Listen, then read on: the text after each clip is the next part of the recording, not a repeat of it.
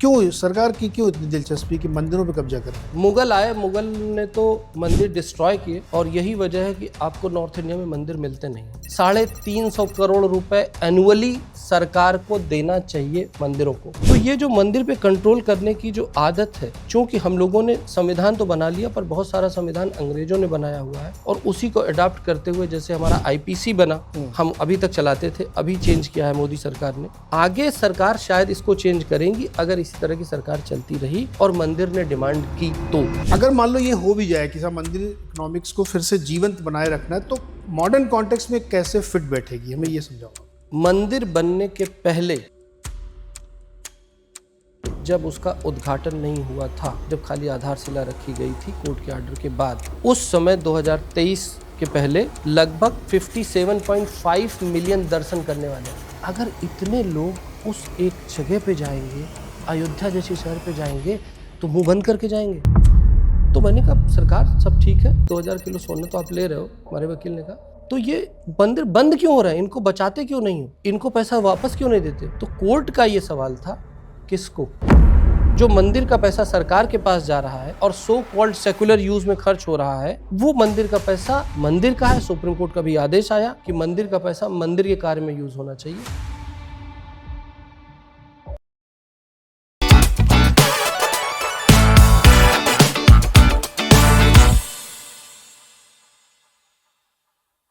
नमस्कार दोस्तों, स्वागत है आपका द एंड शो में। और जब भी हम इकोनॉमिक्स की बात करते हैं तो उसमें एक पहलू है, जब जीडीपी कैलकुलेट कर रहे होते हैं तो शायद उसकी चर्चा नहीं होती, लेकिन वो कैलकुलेट ज़रूर होती है। जीडीपी में क्या होता है, गुड्स एंड सर्विसेज जो प्रोड्यूस हुई हैं उसका कैलकुलेशन है। लेकिन हमने कभी टेम्पल इकोनॉमिक्स को उसमें अलग से दिखाया नहीं है। लेकिन ये एक बहुत बड़ा सेगमेंट है। देश में लाखों मंदिर हैं। एक अनुमान है कि शायद 2.5 लाख करोड़ की ये इकोनॉमी है, टेम्पल इकोनॉमिक्स। और बहुत सारे मंदिरों में जो रेवेन्यू जनरेट होता है वो उस इकोनॉमिक्स से अलग है, लेकिन उसकी वजह से जो बिजनेस होते हैं वो काफ़ी बड़े हैं। तो ये एक बहुत आम चर्चा है या विषय है जिसको समझना चाहिए कि ये टेम्पल इकोनॉमिक्स इंडिया के साथ, भारत के साथ कैसे कनेक्ट होती है। इसी पर आज हम बातचीत करेंगे और हमारे मेहमान हैं डॉक्टर कौशल कांत मिश्रा जी। आप सब इनसे परिचित होंगे, देश के जाने माने हड्डी रोग विशेषज्ञ हैं, तोड़ते नहीं हैं जोड़ते हैं ये। और इस विषय पे इन्होंने काफ़ी अध्ययन किया है, कई सारी संस्थाओं से जुड़े हुए हैं जिस पे ये काम भी करते हैं। तो डॉक्टर साहब बहुत बहुत स्वागत है। तो आज मैंने सोचा कि डॉक्टरी छोड़ के ये वाली बात की जाए।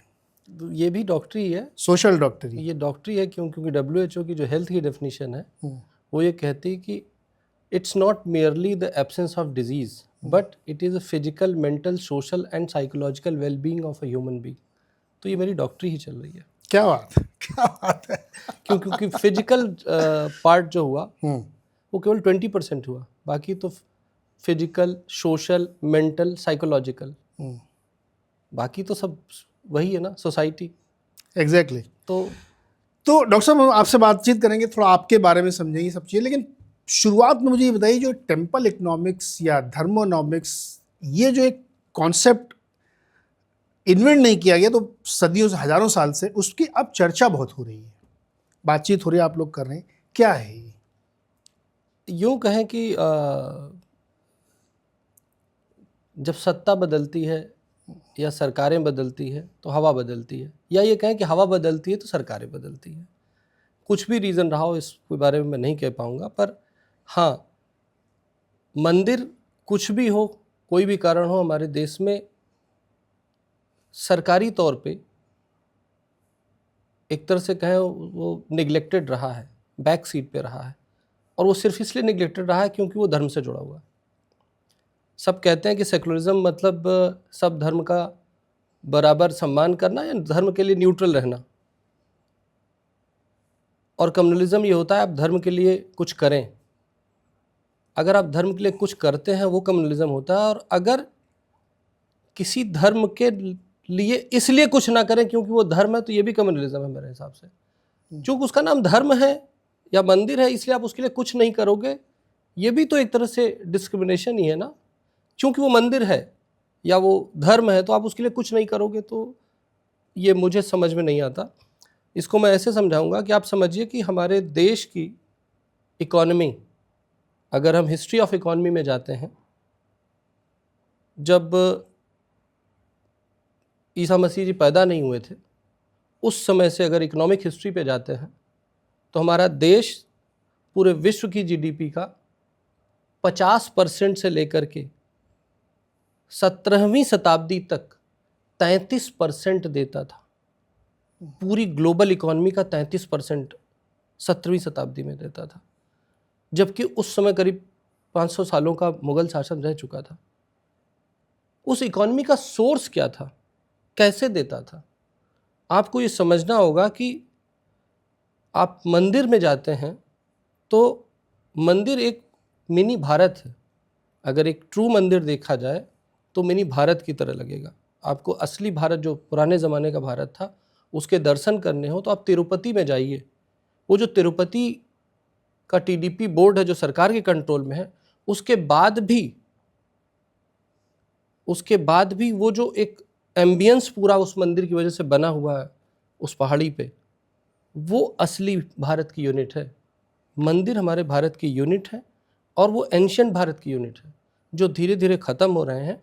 क्योंकि मंदिर में आप सोचिए कि पूजा तो ठीक है, एक रिचुअल हुआ, आदमी को शांति मिलती है। वहाँ पे वेदशाला होती थी, पाठशाला होती थी, चिकित्सालय होते थे, गुरुकुल होते थे।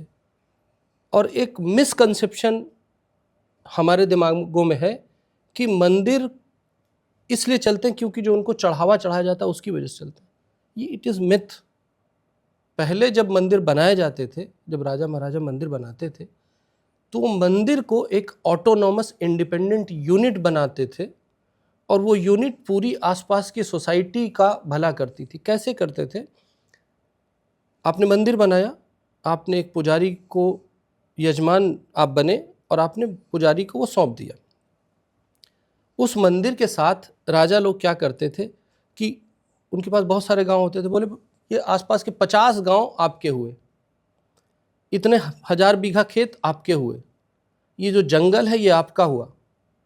साउथ इंडिया में सॉल्ट लेक्स होती थी जहाँ से नमक का उत्पादन होता है, वो आपके हुए।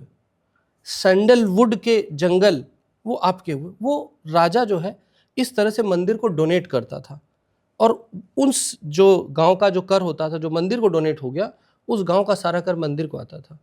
उस खेतीहर ज़मीन में जो खेती होती थी उससे जो उपज होती थी वो मंदिर में आती थी। जो जंगल होते थे उससे जो पैसे होते थे वो मंदिर में आते थे। और जो चढ़ावा चढ़ाया जाता है, आजकल तो कुछ सरकारें ऐसी साउथ इंडिया की जो थाली में चढ़े चढ़ावे पे भी को भी ले रही हैं, वो भी पुजारी के हाथ से छीन ले रही हैं।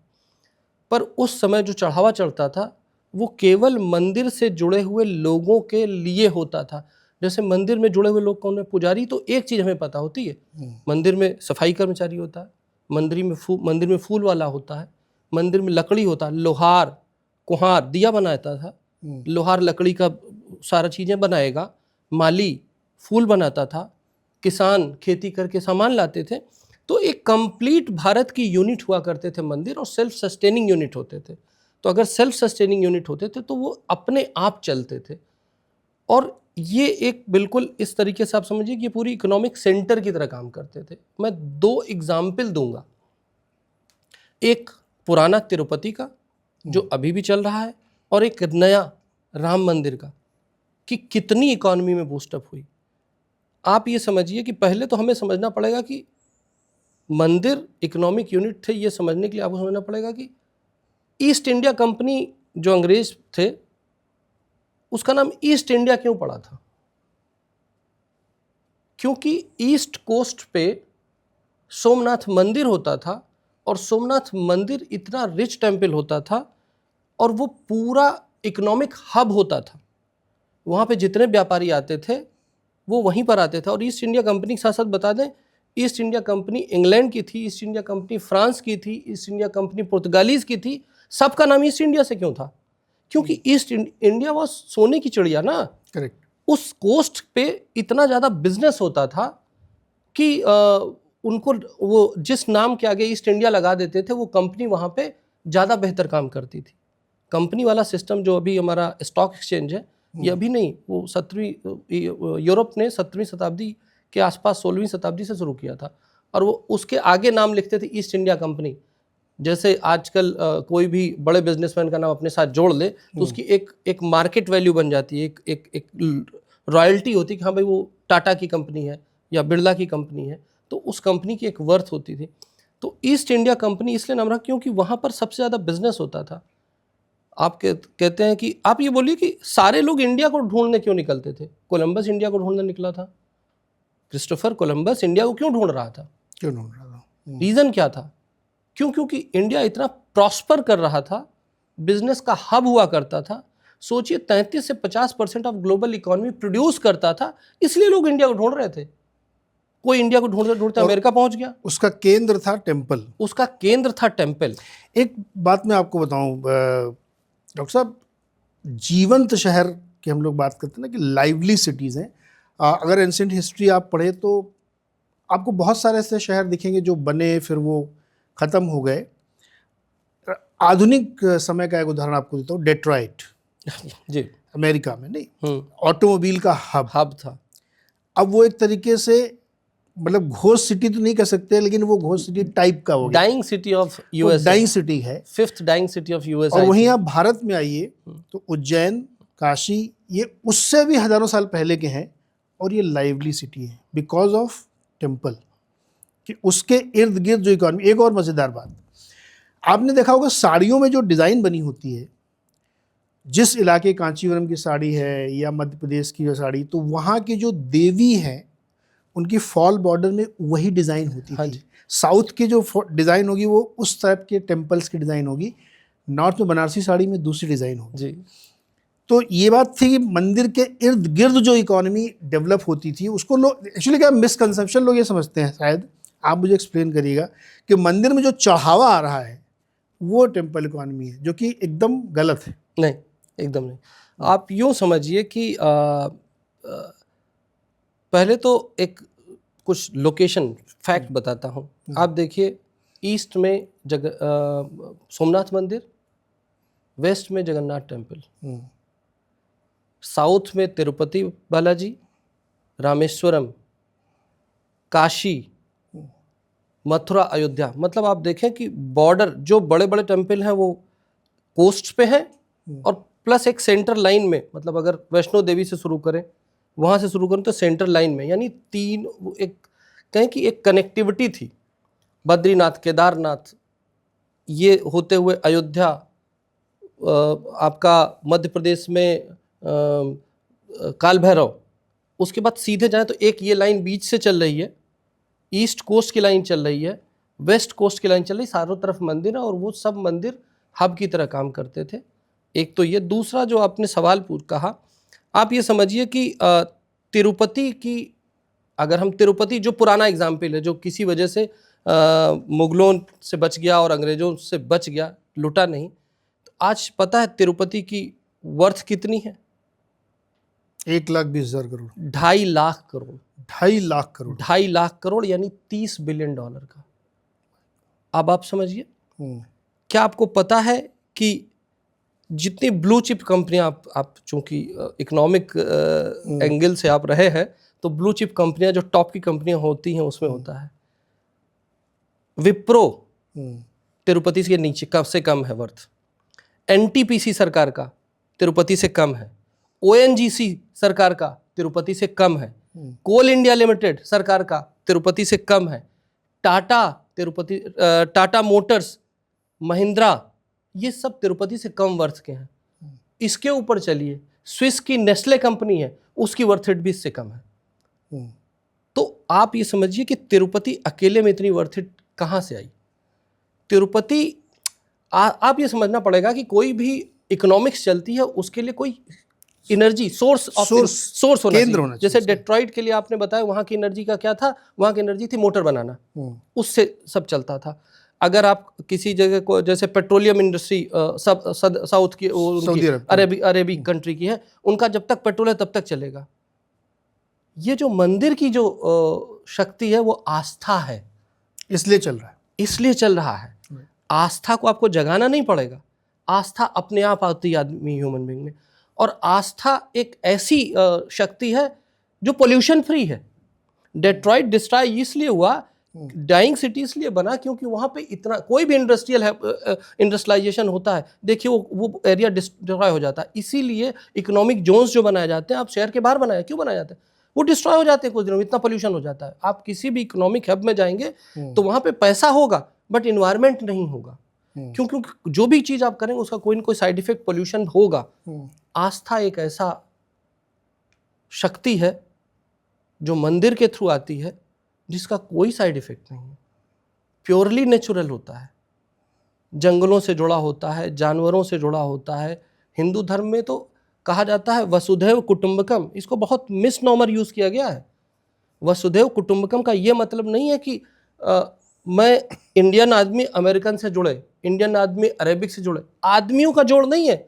वसुधैव आपका कुटुंब है, वसुधैव मतलब धरती आपका कुटुंब है। उस धरती में रहने वाला जंगल, पानी, जल, एनिमल, सब कुछ आपका कुटुंब बनाते हैं। तो वसुधैव कुटुंबकम की एक परिभाषा जो दी जाती है कि it's human interaction, no it's not human interaction, it is also a economic interaction, वो environmental interaction. In totality Vasudha is my kutumb. Tirupati की आपने बात की, इंटरेस्टिंग बात बताऊँ, मैं तिरुपति लगभग हर साल जाता हूँ। तिरुपति का जो टीटीडी बोर्ड का ऑफिस है, आपने देखा ज़रूर होगा, वो कई राज्यों की विधानसभाओं से बड़ा है, इतना ह्यूज है।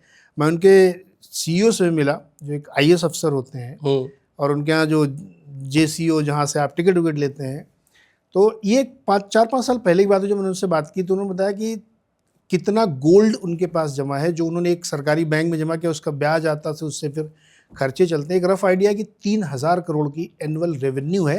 वो जो 2.5 लाख करोड़ होता है उसकी नेटवर्थ है, लेकिन इतना रेवेन्यू जनरेट होता है। और पद्मनाभ मंदिर शायद केरल इससे भी ज़्यादा, इससे भी ज़्यादा, सबसे ज़्यादा वर्थ जो है वो पद्मनाभ टेम्पल की है। आपने बात की सोने की, तो उसमें 10 टन सोना है, मैं तिरुपति की बात कर रहा हूँ, और 2.5 टन के गहने हैं, 16,000 करोड़ के फिक्स डिपॉजिट है, 960 प्रॉपर्टी है, और ये सब सरकार के कंट्रोल में है। और इसका जो अभी जो कहें कि टीडीपी बोर्ड की जो बैठक हुई थी मेरे ख्याल से 22-23 में, उसमें उन्होंने एनुअल बजट जो रखा था वो था 3100 करोड़ का। 3100 करोड़ का एनुअल बजट है, आप समझ सकते, मतलब मुझे लगता है जितनी मीडिया कंपनी है वो सब उसके अंदर बौनी हो जाएंगी। करेक्ट। जो टीडीपी की बात कर रहे थे हम लोग, टीडीपी का जो टीटीडी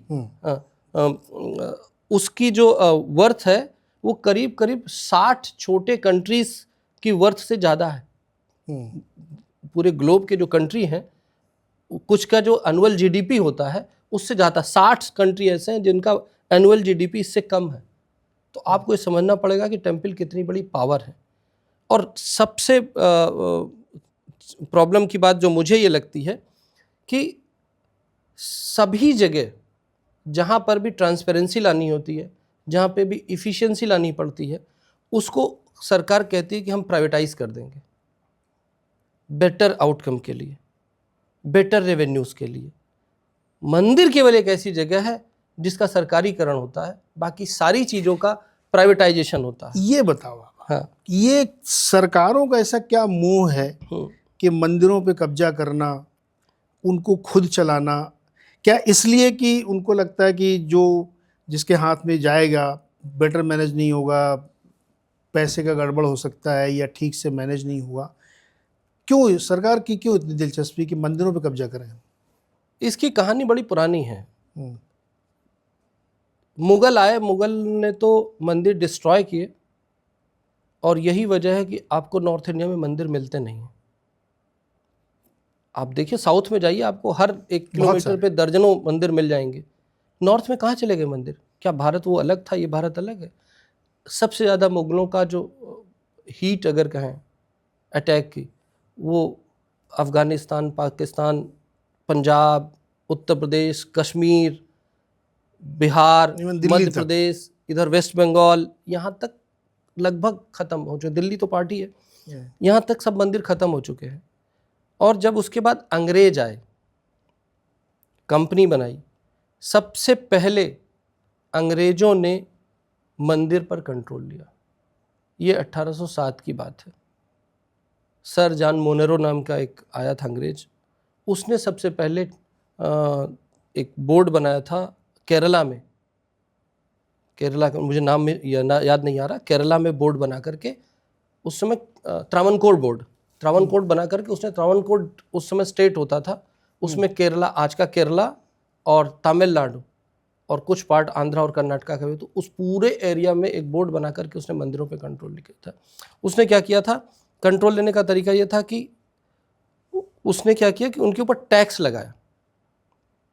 उस समय त्रावणकोर के महाराजा के ऊपर 24 लाख सालाना, 1807 की बात बता रहा हूँ, 1807 में 24 लाख सालाना का टैक्स लगाया कि ये तुम हमें एनुअली दोगे और मंदिर आप चलाओगे। त्रावणकोर बोर्ड के जो महाराज, जो भी घराना था, उसने 1807 से लेकर के 1922 तक उसको चलाया है। और अंग्रेज इतनी वैल्यू सिर्फ एक स्टेट के महाराजा से ले गए। और उस समय जितने भी मंदिर साउथ इंडिया के थे लगभग सब त्रावणकोर में, केरला एंड तमिलनाडु के मेनली उसमें आते थे।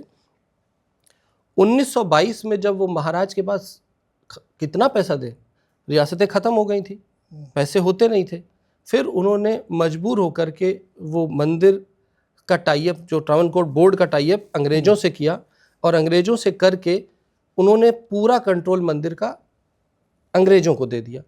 और ये शर्त रखी कि आप एनुअली 25 करोड़ रुपए इनके मेंटेनेंस के लिए दोगे। और ये बात मैं बता रहा हूँ 1925 की। ये 1925 के जो 25 करोड़ रुपए थे वो 1932 में बढ़ करके करीब 32 करोड़ हुए, और आज़ादी के समय ये बढ़ करके 50 करोड़ हुए, और 50 लाख हुए। मैं करोड़ बोला, अगर मैंने करोड़ बोला है तो गलत बोला है, लाख बता रहा हूँ, 50 लाख हुए। और आज वो एनुअल बजट सरकार जो पार्लियामेंट से पास किया हुआ 1 करोड़ हुआ। आप सोचिए 1807 का 22 लाख, 1925 का 25 लाख, आज़ादी के पहले का 50 लाख, आज क्या केवल 1 करोड़ होता है। अगर हम केवल इसी पे अपना जो सैलरी पैकेज जैसे आप कैलकुलेट करते हैं वो करें, तो एस्टिमेट है कि करीब करीब 350 करोड़ रुपए एनुअली सरकार को देना चाहिए मंदिरों को। तो ये जो मंदिर पे कंट्रोल करने की जो आदत है, चूँकि हम लोगों ने संविधान तो बना लिया, पर बहुत सारा संविधान अंग्रेज़ों ने बनाया हुआ है, और उसी को अडॉप्ट करते हुए जैसे हमारा आईपीसी बना, हम अभी तक चलाते थे, अभी चेंज किया है मोदी सरकार ने, प्रधानमंत्री जी ने अभी चेंज किया। आगे सरकार शायद इसको चेंज करेंगी अगर इसी तरह की सरकार चलती रही और मंदिर ने डिमांड की, तो आपको डिमांड करनी पड़ेगी। तो इसका कंट्रोल मंदिरों का मेनली अंग्रेजों से आया है, और उस वजह से उन्होंने क्या किया कि तो अगर मान लीजिए मंदिरों का कंट्रोल सरकार छोड़ दे तो कैसे मैनेज कैसे होंगे, ट्रस्ट के थ्रू? ये एक बहुत बड़ा सवाल है, क्योंकि इस पे एक छोटी सी घटना बताता हूँ कि इस मंदिर, डॉक्टर आदमी मंदिर से कहाँ जुड़ गया, ये भी तो एक सवाल है। तो ये तो मैं भी पूछूंगा बाद में जब आऊंगा कि ये डॉक्टरी छोड़ के इधर कैसे। तो ये यहाँ पे इसलिए बता रहा हूँ क्योंकि आपका सवाल आ गया कि अगर सरकार नहीं तो कौन। ये बात है 2018 की, एक मामला, एक आर्टिकल हिंदू न्यूज़पेपर में मैंने पढ़ा कि मंदिरों का 2000 किलो सोना सरकार ले रही है। मेरा दोस्त IIM में प्रोफेसर है वेंकट, उसने मेरे को भेजा, बोला कौशल ये है। मैंने कहा यार ये तो गलत है, मंदिर को सोना मतलब मंदिर का सोना सरकार क्यों लेगी, और पिघला करके गोल्ड के फॉर्म में मेल्ट करके गोल्ड बॉन्ड बना के रखना चाहती थी। मैंने कहा मंदिर का सोना क्यों लेगी, उसका तो है नहीं। हमने केस किया, साउथ इंडिया में जाकर के केस किया, तो वहाँ पर जो कोर्ट में जो काउंसिल थे सरकार के, उन्होंने कहा ये पता नहीं कहाँ से नॉर्थ इंडिया वाले आ गए, इन्हें पता ही नहीं है। हम ऑलरेडी 1977 से लेके आज तक 5 लाख किलो सोना ले चुके हैं। तो ये 2000 किलो पे पता नहीं क्यों चले आए, इन्हें पता ही नहीं है। तो फिर जब मुझे पता चला कि वहाँ पे करीब तमिलनाडु के करीब 55,000 मंदिर हैं इन टोटल, जिसमें से करीब 45,000 लगभग आंकड़े बता रहा हूँ, 45,000 मंदिरों में सरकार का कंट्रोल है, जिसमें 40,000 मंदिर बंद होने वाले हैं, जिसमें करीब 32,000 मंदिर में काम करने वाला केवल एक आदमी है, पुजारी से लेकर सफाई कर्मचारी तक वही एक आदमी है। उसकी सालाना आमदनी 800 रुपये है, सालाना आमदनी 800 रुपये, 800 रुपये सालाना। उसमें वो मंदिर चलेगा क्या?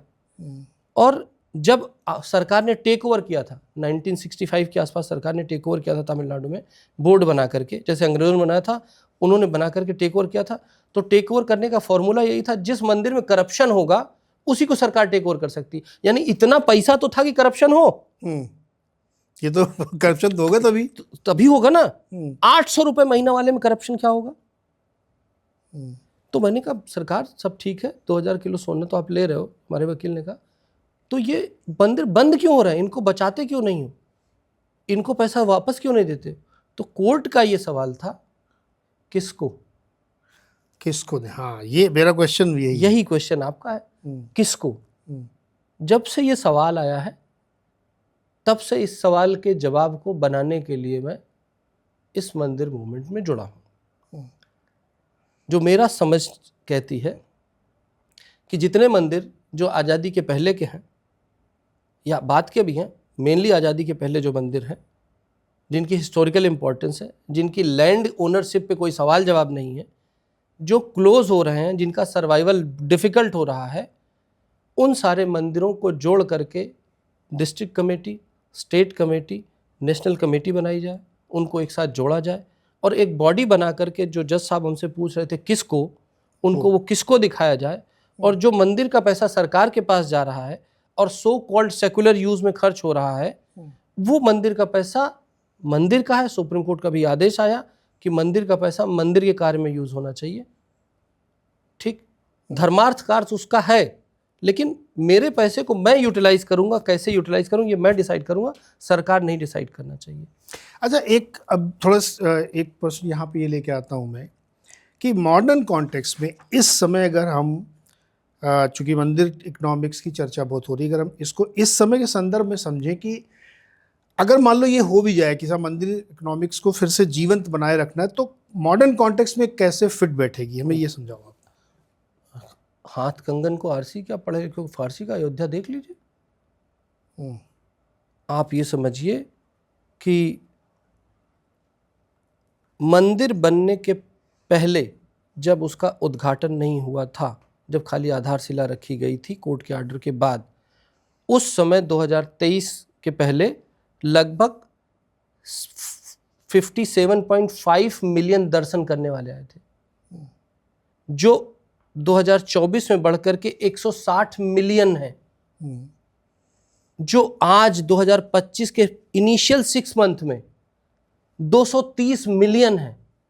अगर इतने लोग उस एक जगह पे जाएंगे, अयोध्या जैसी शहर पे जाएंगे, तो मुंह बंद करके जाएंगे, रहेंगे कहाँ, जाएंगे कैसे? एवरीथिंग खाना शुरू होगा, पीना शुरू होगा, पानी बिकना शुरू हो गया है। वहाँ पे जो रेडी पट्टे वाले थे उनकी आमदनी कम से कम 5 गुना बढ़ गई है। प्रॉपर्टी की कीमत आप मेरे से बेहतर समझ सकते हैं, कम से कम 5 to 7 टाइम्स बढ़ गई है। वहाँ पर ताज हुआ, ITC मौर्या हुआ, जितने बड़े बड़े होटल्स की चैन है वो खुल रही है। वहाँ पे 150 मीडियम क्लास के होटल खुले हुए हैं। इसकी बात छोड़ते हैं, अगर हम ये कहें पूरे प्रदेश की जो आप समझते हो कि GSDP होती है, उसका 1.5% केवल अयोध्या का राम मंदिर दे रहा है। पूरे प्रदेश की GSDP का 1.5% राम मंदिर दे रहा है। और योगी जी का जो सपना है कि जो हम उत्तर प्रदेश को 1 ट्रिलियन इकॉनमी बना देंगे 2028-29 के इलेक्शन के पहले, उसका 25% शेयर तो अयोध्या का राम मंदिर केवल ले रहा है। आपके सामने देखिए, पहले अयोध्या कौन जाता था? वहां पे इंटरनेशनल एयरपोर्ट खोला गया, ऐसा एयरपोर्ट जिसकी सालाना कैपेसिटी 10 लाख है। तो रेवेन्यू बिना रोजगार के ही हो रहा है, बिना इकोनॉमी के हो रहा है। अगर इतने लोग कहीं एक डायरेक्शन में पैदल चलना शुरू कर दें, तो आप तो, हम लोग जब आंदोलन करते थे, ठीक, जिसपे एक मूवी बन गई है पीपली लाइव, राइट, करेक्ट, राइट। अब एक आंदोलन से पीपली लाइव का आप देख सकते हैं, वहां इकोनॉमी चल पड़ी थी 1 महीने में, एग्जैक्टली 1 महीने में। तो ये तो परमानेंट हब है। आस्था का हब है, बिना किसी पोल्यूशन का हब है, बिना किसी साइड इफेक्ट का हब है, केवल नेचुरल इकोनॉमिक्स है। तो केवल 2 मंदिरों में, अयोध्या और काशी में, जब काशी में भी जब पूरा बन गया, नया डेवलपमेंट हुआ, 10 गुना ज़्यादा, ये मैं 1 साल पहले डेटा दे रहा हूँ, 10 गुना ज़्यादा लोग गए हैं। और आपको इंटरेस्टिंग बात बताऊँ, जो मैं तो मुंबई में रहता हूँ, तो उधर से जो लोग आते हैं मुंबई से और डीप साउथ से, वो लोग जब आते हैं यहाँ पे तो एक मंदिर नहीं जाते हैं, पूरा सर्किट घूम के जाते हैं। वो जी बस करके आते हैं और सारे मंदिरों में जाएंगे। तो नेचुरली कि आप हर चीज़, आप तो साइंस के आदमी मूव करेगा तो उसको सब चीज़ लगेगी, कपड़ा भी लगेगा, खाना भी लगेगा, पानी भी लगेगा, और दवा भी लगेगी, बस भी लगेगी, कार भी लगेगी। तो पूरी इकॉनमी साथ चलती है अगर आदमी मूव करता है जी। तो एक बड़ी चर्चा दुनिया भर में होती है, आप लोगों ने सुनी होगी, सस्टेनेबल डेवलपमेंट की। जब ये शब्द आता है तो जनरली इग्नोर हो जाता है, लेकिन इसका मतलब ये है कि ऐसा विकास जो लंबा चले, सेल्फ सफिशिएंट हो और एंड्योरेंस हो, बिकॉज कि उसको पोल्यूशन से या तमाम जो गड़बड़ियाँ उसमें माल फंक्शंस होते हैं वो ना हो। अगर इस वर्ड को आप और डिकोड करें तो जैसे हमने डेट्रॉइट का उदाहरण दिया कि वो एक डाइंग सिटी है, उज्जैन जीवन सिटी है, वहाँ पे ऑटो हब नहीं था उज्जैन में, लेकिन उज्जैन आज भी लाइवली सिटी है और डेट्रॉइट डाइंग सिटी है। ऐसे ही बहुत सारे शहर हैं। तो डॉक्टर साहब, इसके पीछे कॉन्सेप्ट क्या है? जैसे घरों में लिखा रहता है शुभ लाभ और लाभ, का अंतर क्या है इसमें? अंतर वही है कि कुछ सालों पहले तक हमारा देश जिस डायरेक्शन में चल रहा था वो थी मंदिर रहित इकॉनमी, यानी मंदिर नहीं है, इकॉनमी चल रही है। और एक होती है मंदिर सहित इकॉनमी, जो माननीय मोदी जी के आने के बाद आई है, जिसमें इकॉनमी के साथ मंदिर का जुड़ना। मंदिर जुड़ने से क्या होता है कि आप देखिए कि जो बड़े बड़े कॉरपोरेट ग्रुप्स पैदा हो रहे हैं, सरकार कानून बना करके उनसे सोशल सर्विसेज के लिए पैसे लेती है, CSR कराती है। मंदिर में कानून की ज़रूरत नहीं होती थी। वो वेदशाला, पाठशाला, चिकित्सालय, अस्पताल, कल्चरल सेंटर, शादी ब्याह सब ऐसे ही कराते थे। ये जो पर्पस था, ये जो सबको साथ लेकर चलने की कला, इसी को कहते हैं।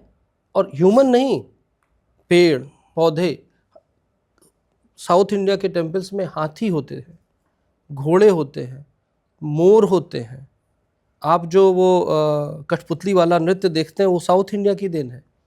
ये सब कुछ होता था और एक sustainable development of whole society जो होता था, अगर वो होता था और इकॉनमी चलती थी तो उसको हम कह सकते हैं शुभ लाभ। सभी का शुभ हो और सभी का लाभ हो। इसलिए हम जब पूजा करते दिवाली में, आज भी हमारे घर में पूजा करने के बाद शुभ लाभ लिखा जाता है और स्वास्थ्य का चिन्ह बनाया जाता है। जब शुभ को भूल जाया जाएगा, केवल लाभ लाभ रहेगा, तो डेट्रॉइट बनेगा। यही फ़र्क है।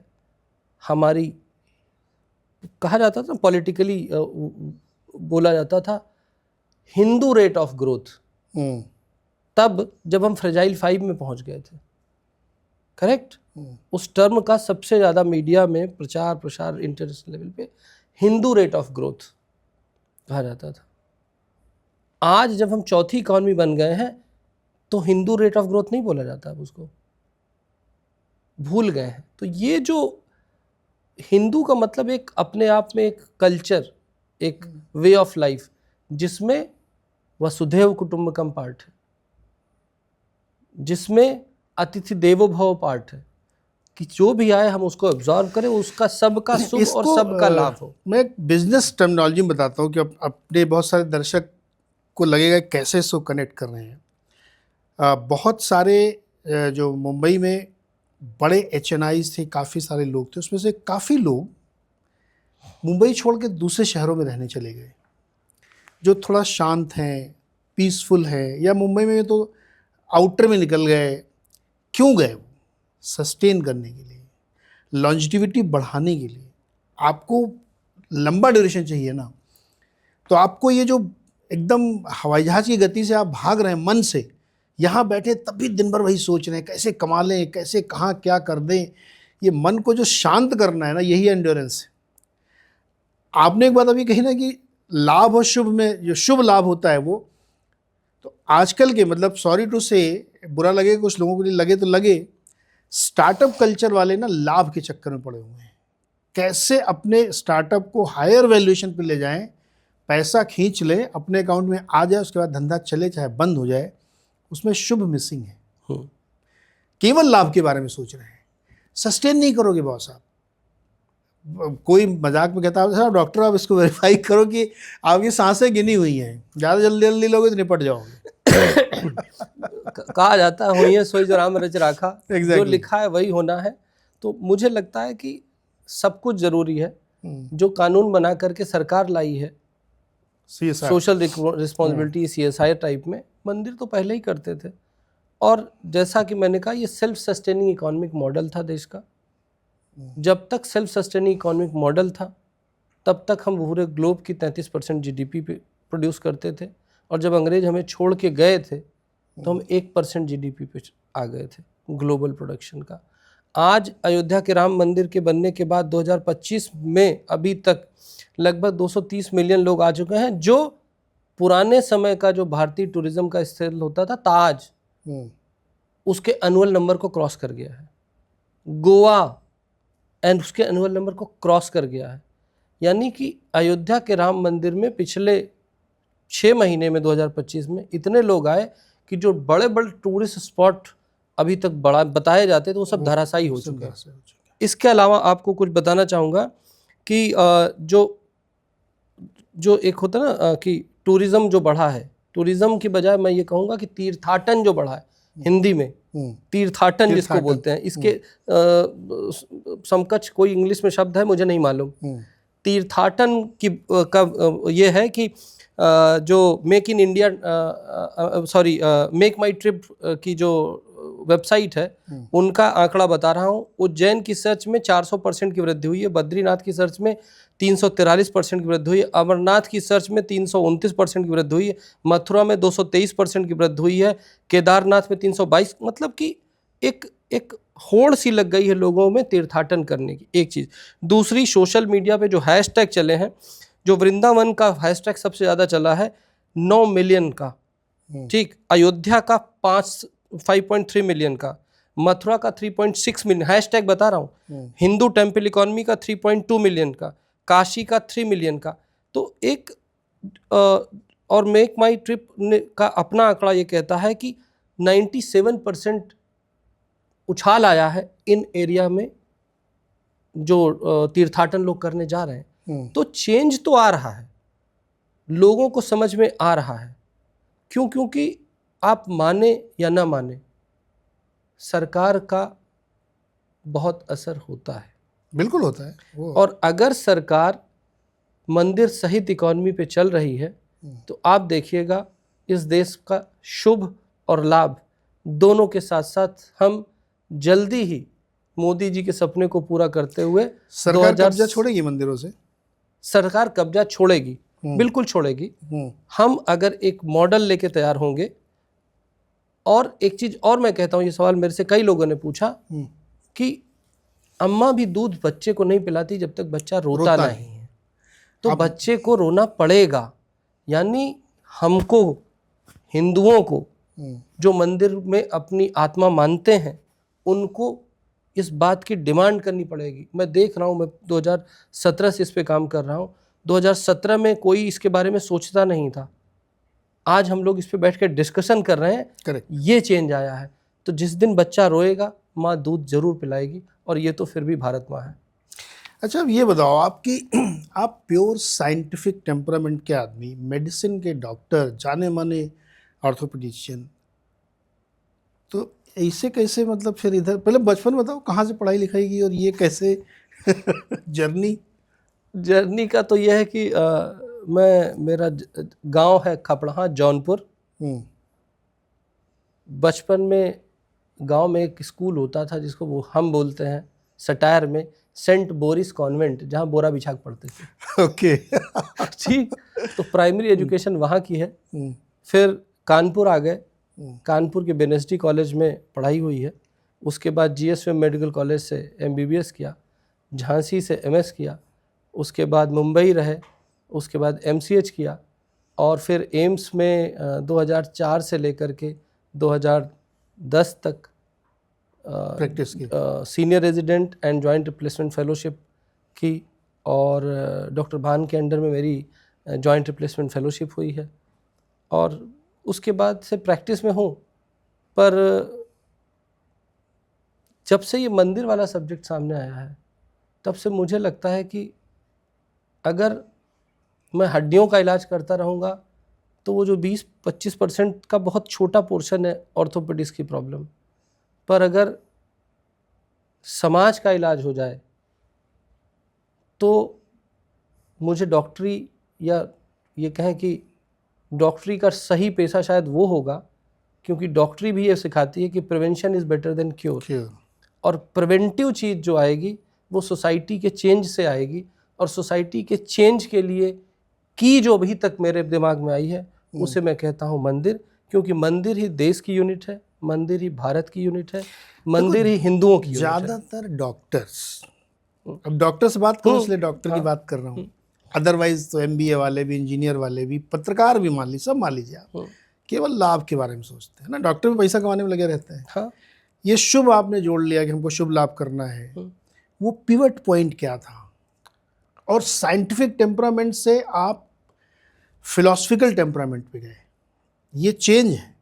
बहुत सारे लोग ये सुन के इस पॉडकास्ट कहेंगे अरे क्या दकियानुसी बातें कर रहे हैं, वो उनको शायद 2-4 दिन लगेंगे इसको समझने में, लेकिन ये बहुत इंटरेस्टिंग चीज़ होती कि एक व्यक्ति साइंस बैकग्राउंड से एमएस तक करके आया है, एमडी एमएस सब करके आया आप, फिर आपने उस चीज़ को समझा कि नहीं गणित में भी नैतिकता, आपको पता गणित में नैतिकता है, साइंस नहीं है, प्योर साइंस मैथ है। सांसारिक रूप से कहते हैं कि pure science is a math, 2+2 4 कहीं भी जोड़ो, ये गलत है, झूठ है ये। आप पाई का मान निकाल के दिखाइए एब्सोल्यूट में, मैं नैतिकता आ गई वहाँ पे कि मान लेते हैं कि 3.147 है, उसके आगे आप कर नहीं पाते हैं। तो गणित में भी नैतिकता है, ये शायद बहुत डॉक्टर इंजीनियर नहीं समझते, या जो बहुत लॉजिकल माइंड वाले ज्ञान देते रहते हैं। तो मुझे वो पिवट पॉइंट बताइए ना, कहाँ से ये फिलॉसफी दिमाग में घुस गई कि अब थोड़ा सा रियल वर्ल्ड को समझें। ये मतलब स्लो एंड सस्टेन फिनोमेना है। सरकार की कुछ पॉलिसियां आई थी, जब हम एम्स में होते थे तो हम उसका बहुत विरोध करते थे, फिर उसमें सोसाइटी के ज़्यादा ह्यूमन एंगल को हमने महसूस किया।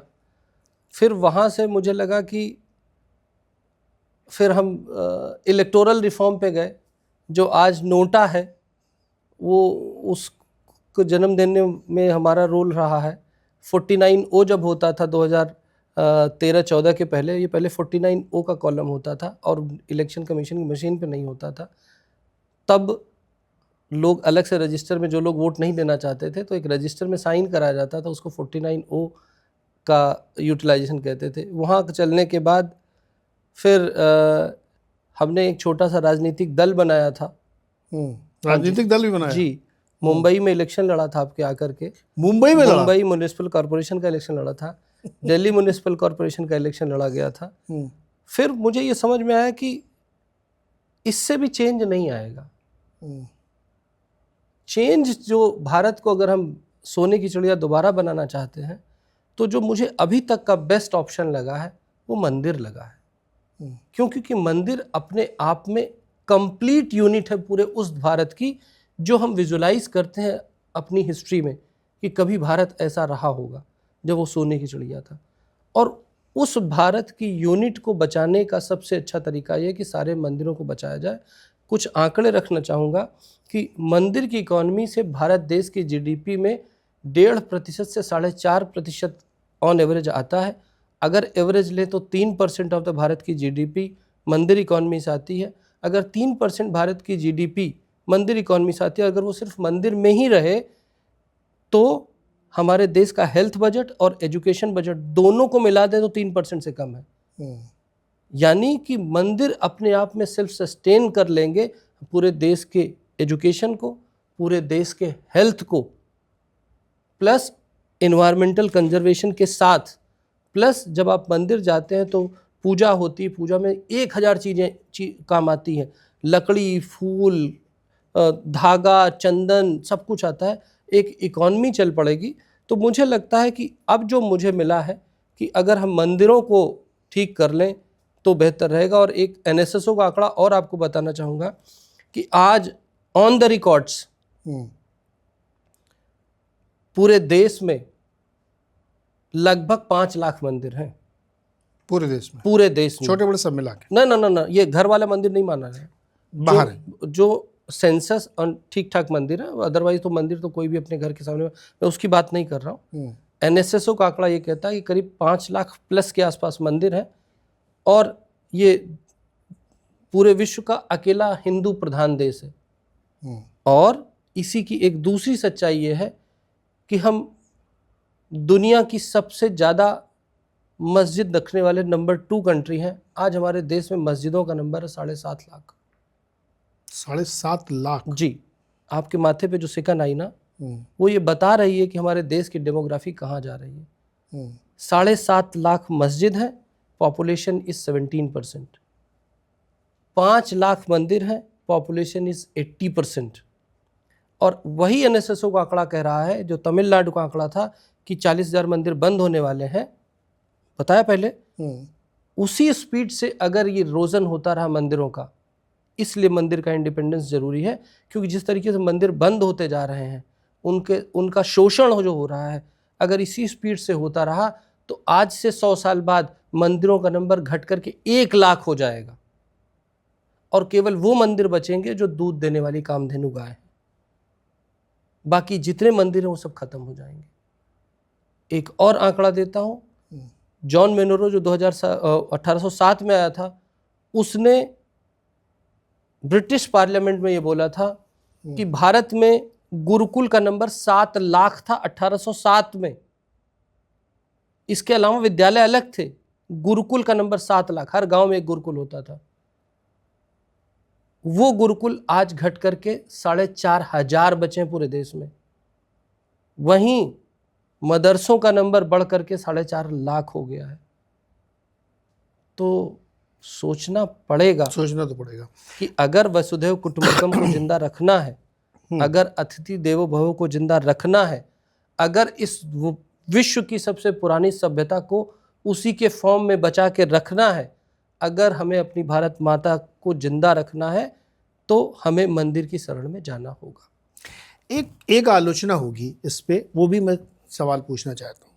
जैसे बहुत सारे लोग सुन रहे हैं तो ये कहेंगे कि आप अपने जो पुरानी ग्लोरी है उसमें जाना चाहते हैं, अब दुनिया बहुत तेज़ी से बदल गई है, प्लस मंदिरों में तमाम सामाजिक बुराइयां भी होती हैं, सब उसी के तरह कास्टिज़म भी होगा, पंडित जी हैं तो वही सब कुछ हैं, वो सारी बुराइयां भी क्या इसके साथ आएंगी, या उसको ये मान लिया जाए कि वो एक मिडवल पीरियड की माल फंक्शन थी जिसको ओरिजिनल कॉन्सेप्ट से जोड़ना ठीक नहीं है? कोई भी सिस्टम पूरे विश्व में ऐसा नहीं है जिसमें कि माल फंक्शनिंग ना हो या ग्रेजुअली ब्रीडिंग करप्शन ना हो। कोई भी सिस्टम नहीं है। उसको कंट्रोल करना चाहिए, उसको रोकना चाहिए। आप अगर ये बात करते हैं तो आप मेरे को आप इकोनॉमिक्स के रिपोर्टर रहे हैं, आप मुझे एक इकोनॉमिक मॉडल बता दीजिए जो जिसमें कमी ना हो, उसके अलावा मंदिर के इक्विवेलेंट हो। राम मंदिर ने जो किया वो कोई कर पाया इकोनॉमिक मॉडल? अभी तक नहीं कर पाया। आप ला के दिखाइए पूरे, आप जा कर के दिखाइए। स्टीव जॉब आकर के हमारे यहाँ पूजा करके जाते हैं, तो वो अगर हम इसकी बात करते, तिरुपति जो करीब करीब 1000 साल पुराना मंदिर है, पद्मनाभन 1000 साल से ज़्यादा पुराना मंदिर है, नटराज मंदिर 1 साल से ज़्यादा पुराना मंदिर है। इन सारी प्रॉब्लम्स के बाद भी वो उस सोसाइटी को सस्टेन करके चल रहा है। आप मेरे को एक इकोनॉमिक मॉडल बताइए। डेट्रॉइट सिटी की बात की, वो 17वीं शताब्दी में बनाया गया था, आज खत्म हो गया। आप अपने किसी भी इकोनॉमिक जोन में जाइए, पूरे अपने कहीं जाने, आप अपने देश के इकोनॉमिक जोन में जाइए, वहाँ पे कितने लोग रह रहे हैं।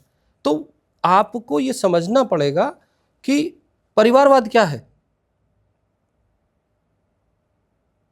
अगर यही परिवारवाद बढ़ता रहेगा तो वो जातिवाद हो जाएगा, वो एक जाति हो जाएगी। तो हम सबको एक साथ मिल करके एक कोशिश करनी चाहिए। हाँ, एक चीज़ और बता दूँ, एक बहुत बढ़िया आंकड़ा, ये जातिवाद से मेरे को याद आया। जाति आई कहाँ से? सबसे पहले 1857 का जब युद्ध हुआ था, 1857 के इंडिपेंडेंस की लड़ाई के बाद अंग्रेज बड़े सिस्टमेटिक ढंग से एक्सप्लॉइट करना जानते थे, टोटल कॉरपोरेट स्टाइल में। उन्होंने क्या किया कि उन्होंने देश की सेनाओं को जातियों बांट दिया। सेना के अंदर उन्होंने गोरखा रेजिमेंट बनाई, मराठा रेजिमेंट बनाई, राजपूत रेजिमेंट बनाई, इस तरह से रेजिमेंट बांध दिया। यहाँ से जातिवाद की शुरुआत हुई। और रिस्ले नाम का एक आया था जिसने सेंसस किया था, 1860 के आसपास सेंसस चालू हुआ था, और उसके पहले जातियाँ फ्लूइड होती थी। अगर आप बात करें, एक द ब्यूटीफुल ट्री करके एक बुक है, उस बुक को आप पढ़ें, उसमें ब्रिटिश डॉक्यूमेंट साइटेड हैं, धर्मपाल जी ने लिखी है, जिसमें ब्रिटिश पार्लियामेंट और ब्रिटिश आर्काइव के डॉक्यूमेंट हैं साइटेड, कि लोगों को लगता है ना कि गुरुकुल में तो सब ब्राह्मण पढ़ते हैं। गुरुकुल में ब्राह्मण वाज लेस देन 10% आज के हिसाब से, रेस्ट ऑल आर नॉन ब्राह्मण, जिसमें से वैश्य वर अराउंड, वैश्य जो होते थे करीब 12% के आसपास वैश्य थे, बाकी सब शूद्र होते थे। शूद्र का मतलब ये नहीं है कि वो मीनियल जॉब करते थे, मतलब वो नॉन ब्राह्मण होते थे। इस तरीके से उस समय का सोशल कैटेगराइजेशन जो रहा होगा उन्होंने उसमें, और जातियां फ्लूइड होती थी। आप वेद में पढ़ें, और 18वीं शताब्दी में जब ये जाति प्रथा स्टैब्लिश नहीं थी, सेंसस होने के बाद जाति प्रथा को स्टैब्लिश किया गया। अंग्रेजों ने कहा कि it is not fluid, you should freeze it like ice cubes. तो उन्होंने उसको आइस क्यूब्स की तरफ फ्रीज कर दिया कि हम आज सेंसस, 1861 के सेंसस में जाति नहीं रिकॉर्डेड थी, लेकिन 1901 के सेंसस में हर आदमी की जात फिक्स कर दी गई कि आपकी ये जाति है, आपकी ये जाति है, आपकी ये जाति है। उसके पहले अगर कोई गुरुकुल में पढ़ता था, वो मैथमेटिक्स अच्छी करता था तो वो बनिया हो जाता था, या जिस प्रोफेशन में वो जाना चाहता था उस प्रोफेशन के हिसाब से उसको जॉब मिलता था, और उसको वो कैटेगरी बोला जाता था कि राजपूत, ब्राह्मण, बनिया, वैश्य, शूद्र, इस तरह से। जो लोहे का काम करते थे वो लोहार हो गए थे, जो लकड़ी का काम करते थे वो कारीगर हो गए थे। इस तरीके से काम के अकॉर्डिंग सोसाइटी का डिवीज़न किया गया था। लेकिन अंग्रेजों ने आकर के, मेरे दादाजी अगर उस समय लकड़ी का काम कर रहे थे तो उनका नहीं, तुम लिखो कि तुम लोहार जाति के हो। अब वो जित वहाँ से चिपक गई। अगर मेरे दादाजी उसमें ब्राह्मण थे तो मुझे कहा गया कि नहीं, तुम ब्राह्मण लिखो। अब मेरे खानदान में पैदा होने वाला हर बच्चा अपने को ब्राह्मण ही लिखेगा। तो वो जो फ्रीजिंग ऑफ कास्ट हुई, ये 18वीं शताब्दी के एंड में और 19वीं शताब्दी सेंसस 901 के सेंसस में हुई। और उसमें तो ये समझिए कि गुड कास्ट, बैड कास्ट करके रखा गया है। अगर इवन ये समझिए कि जिसकी दूसरी शादी होती थी, विधवा विवाह जिसको वो प्रोग्रेसिव कहते थे, अगर किसी का विवाह हुआ तो उसको नीची जाति में माना जाता था, और जो नॉर्मल शादी हुई उसको ऊंची जाति का माना जाता था। नाक की लंबाई से तय होता था कि कौन ऊंची जाति का है। स्किन के कलर से वो तय करते थे कि कौन ऊंची जाति का है, कौन नीची जाति का है। ये सब तो ब्रीड किया गया है ना, एक्चुअली तो नहीं थी। और अगर आप सेंसस को पूरा स्टडी करें, जो भी व्यूअर्स कह रहे हैं, आप मेरे को क्रॉस चेक कीजिए, 1861 से लेकर के आप 1931 के सेंसस को देखिए, किस तरीके से कास्ट को फ्रीज किया गया है। उसके बाद भी अंग्रेजों के जाने, मतलब आज़ादी के पहले, संस्कृताइजेशन ऑफ कास्ट करके एक वर्ड है, जिसमें कि एक एग्जाम्पल मैं आपको देता हूँ। पहले नाऊ दलित होते थे, फिर नाऊ ओबीसी हुए, फिर नाऊ ठाकुर हुए, कुछ जगह नाऊ ब्राह्मण हो गए हैं। तो संस्कृताइजेशन ऑफ कास्ट करके एक फिनोमेना है जो सेंसस में रिकॉर्डेड है। बट उसके बाद आ गया लोकतंत्र, उसके बाद आ गया वोट बैंक। तो जितना अंग्रेजों ने चिपका दिया था जाति को, अब उतना वोट बैंक के राजनेताओं ने चिपका दिया है कि आप इस जाति के हो तो आप हमें वोट करो तो हम आपके लिए काम करेंगे। तो caste is not reality, it was a fluid. और ये हमें हिंदू सोसाइटी को, हिंदू जो कहते हैं ना, हिंदू इकोनॉमी को डिस्ट्रॉय करने के लिए कास्ट का बीज बोया गया। आप ये देखिए जिस तरीके से अभी डीप स्टेट की बात हो रही है, क्रिस्टोफर जो विदेश में बैठा हुआ है वो हमारी फॉल्ट लाइन को एक्सप्लॉइट करने के लिए उसने दलितों को चुना है, उन्होंने मुस्लिम्स को चुना है, उन्होंने क्रिश्चियंस को चुना है। क्रिस्टोफर का आर्टिकल पढ़िए, हमारी फॉल्ट लाइन, इंडिया की फॉल्ट। आज ये समझिए कि हम फ्रेजाइल 5 से 5वीं इकॉनमी से 4थी इकॉनमी हो गए हैं, तो जो मेरे से नीचे जा रहा है वो मेरे से खुश होगा क्या? सवाल ही नहीं। वो मेरे से कॉम्पीट करेगा, वो मुझे नीचे खींचने की कोशिश करेगा। जिस चौथे को हटा करके हम चौथे पे पहुंचे हैं, चौथा मेरी टांग पुल करेगा, क्योंकि वो नहीं चाहेगा और हम पहले की तरफ जा रहे हैं। तो ये डिवीज़न, ये सोसाइटी का डिवीज़न, ये जो बार बार हो रहा ना, जंजी को जागना चाहिए। नेपाल बन जाएगा, बांग्लादेश बन जाएगा, पाकिस्तान बन जाएगा, श्रीलंका बन जाएगा, ये क्या है? हमें समझना पड़ेगा कि it is all a mess. Deep state एक चीज़ होती है जो अब मुझे पता चल रहा है। और एक आखिरी बात कह के, मेडिकल की बात कह के खत्म कि फिजिकल यूथफुलनेस, फिजिकल जवानी बायोलॉजिकली 32 साल पे आती है, ओके, पर मेंटल जवानी हमेशा आती रहती है। हर साल दर साल वो बढ़ती, जवान होती रहती है। तो एक्सपीरियंस का कोई सानी नहीं है। आज जो 52 साल की उम्र में मुझे समझ में आता है, वो 32 साल में मुझे समझ में नहीं आता है। I agree. तो इसलिए जो हमारे देश के युवा हैं, उन्हें ये समझना पड़ेगा कि एक्सपीरियंस का कोई ऑप्शन नहीं है। आप मेरे से इंटेलिजेंट हो सकते हैं, आने वाली जनरेशन हमेशा Pentium 4, Pentium 5, 2G, 3G, 4G, 5G, 7G, yes, हमारी जनरेशन है, आगे वाली हमसे ज़्यादा इंटेलिजेंट होगी, लेकिन बिना एक्सपीरियंस के एक्सीडेंट्स होते हैं। नहीं, इस ख़त्म करते इसमें मैं जोड़ देता हूँ, हज़ारों सालों का इतिहास आप पढ़िए, चाहे कॉर्पोरेट हिस्ट्री पढ़िए, चाहे सोशल हिस्ट्री पढ़िए या पॉलिटिकल हिस्ट्री पढ़िए, ये सिक्लिकल होता है। जीवन सिक्लिकल है, पूरी सभ्यता सिक्लिकल है। उस साइकिल के किस फेज़ में आप आए हैं तो आप अपने को कह सकते हैं कि आप बहुत इंटेलिजेंट हैं, बट उस साइकिल का जो पहले वाला आदमी हुआ, उसने दुनिया देख ली है, एक्सपीरियंस कर लिया है, उसको आप मैच नहीं कर सकते हैं। आज वर्ल्ड में जो डी-डॉलराइजेशन चल रहा है, ये दरअसल एक कॉन्सेप्ट है कि 100, 120, 30 सालों में करेंसी डिस्ट्रॉय होने लगती है। तो बहुत सारे ऐसे फिनोमेना चल रहे हैं, लेकिन हर व्यक्ति का, मतलब यहाँ पे पूरे वसुधैव को आप मान के चलिए, तो एक सस्टेनेबल डेवलपमेंट हो जो चलता रहे, ये कोशिश सबको करनी चाहिए और होनी चाहिए। और शायद इसीलिए टेम्पल इकोनॉमिक्स की बात हो रही, जहाँ पे लाभ नहीं, शुभ लाभ होना चाहिए जो सस्टेन करे। केवल प्रॉफिटिंग अगर आप करेंगे तो वो सस्टेनेबल नहीं होगा, फिजल आउट होता।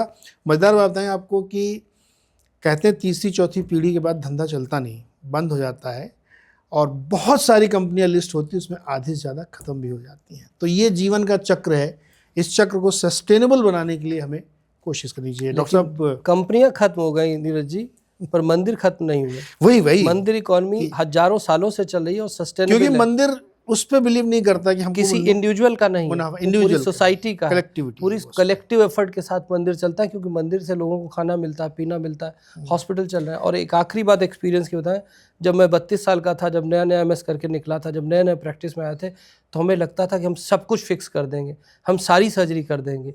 अब मुझे इस एक्सपीरियंस में आके लगता है अब ये ज़्यादा ज़रूरी कि कौन सी नहीं करनी है सर्जरी।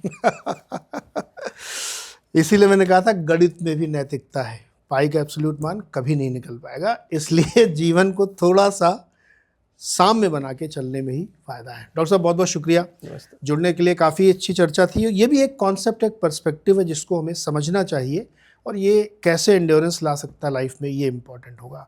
तो उम्मीद करते हैं कि आपने इसको पसंद किया होगा। तो अपने जवाब में कमेंट में लिखिए आपको क्या अच्छा लगा क्या नहीं, और अपने दोस्तों के साथ चैनल को लाइक, शेयर एंड सब्सक्राइब ज़रूर करिएगा। Thank you so much.